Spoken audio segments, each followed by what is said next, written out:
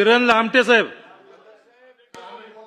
अध्यक्ष महोदय, मानधन तत्वावरती पेसा क्षेत्रामध्ये जे काही 17 संवर्गाची 9 संवर्गाची भरती झाली आहे.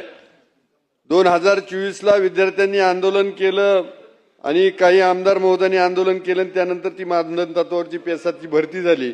पण आता परत त्या जे काही नोकरदार आहेत किंवा मानधन तत्वावर त्यांच्यावरती टांगती तलवार आहे.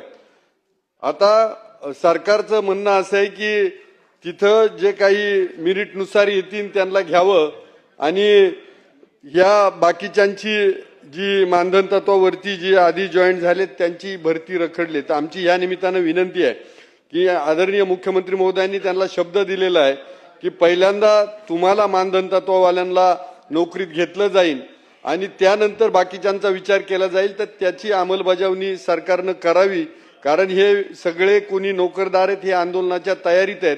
तर त्यांना आंदोलन करायला परत भाग पाडू नये आणि त्यांना नोकरीत कायम करावं ही विनंती. धन्यवाद.